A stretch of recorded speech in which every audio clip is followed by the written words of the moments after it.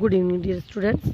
हमारा जल जो चैप्टर हम कर रहे हैं उसका नेक्स्ट टॉपिक है कि यदि बारिश नहीं हो तो क्या होगा। अगर भारी वर्षा ना हो या समय पर वर्षा ना हो तो अकाल पड़ सकता है। वर्षा की कमी से जो है हमारी पृथ्वी का तापमान बढ़ता है। इसके अलावा बहुत सी फसलें जो है वो वर्षा पर निर्भर होती हैं।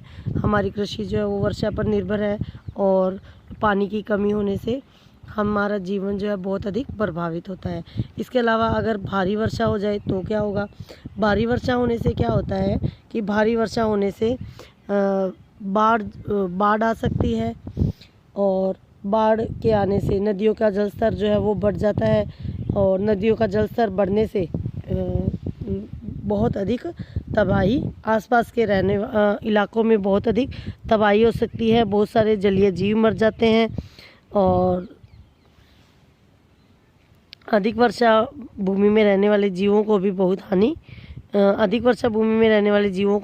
हानि पहुंचती है। इसके अलावा फसलों, पालतू जानवरों, संपदा और मानव जीवन की भी अपार हानि होती है अत्यधिक वर्षा से।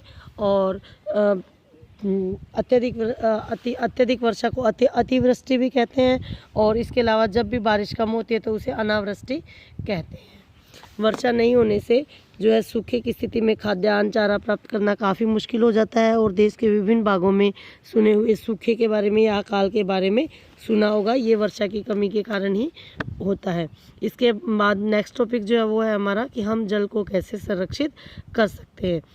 पृथ्वी पर उपलब्ध जल का बहुत ही छोटा भाग, बहुत ही कम भाग जो है वो हमारे लिए मनुष्यों और जीव जंतुओं के लिए उपयोगी है। अधिकांश जल को हम सीधे उपयोग में नहीं ला सकते। वह जल महासागरों में होता है और जब भौम जल का स्तर भी अत्यधिक गिर जाता है तब भौम जल का प्रयोग करना भी हमारे लिए बहुत कठिन हो जाता है।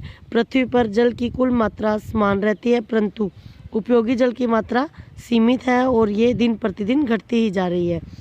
तो इसलिए हमें पानी का उपयोग जो है वो बहुत सोच समझ कर करना चाहिए। इसके बाद है वर्षा के जल का संग्रहण। वर्षा के जल को हम संग्रहित करके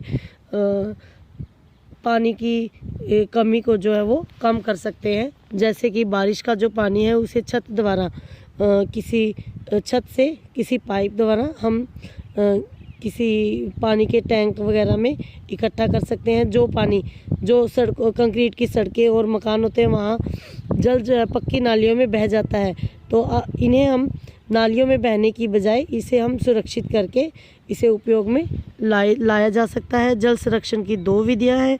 पहली विधि है छत के ऊपर वर्षा जल संग्रहण। इस प्रणाली में वर्षा के जल को भवनों की छतों पर इकट्ठा करके पाइपों द्वारा भंडारण टैंक में पहुंचाया जाता है। इस जल को उपयोग करने से पहले निष्पंदित यानी छानना आवश्यक होता है क्योंकि जल में छत पर उपस्थित मिट्टी के कण मीले हो सकते हैं। इस जल को सीधे ही पाइपों द्वारा भंडारण टैंक में इकट्ठा करने के बजाय जमीन में बने किसी गड्ढे तक ले जाया जा सकता है।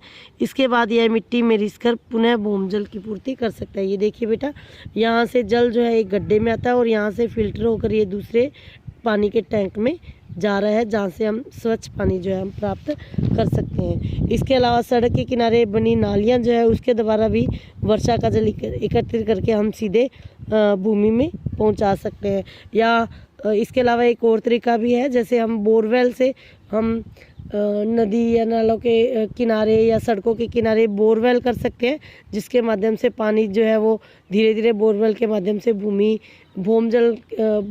में चला जाएगा और भूमजल का जल स्तर जो है इस प्रकार बढ़ाया जा सकता है। हमारा ये चैप्टर ये कंप्लीट होता है। इस चैप्टर के क्वेश्चन आंसर और बुक वर्क मैं आपको पिक सेंड करूँगी और आपको ये चैप्टर जो है वो ध्यान से समझना है और अपना बुक वर्क और क्वेश्चन आंसर कंप्लीट करने हैं। Stay home, stay safe.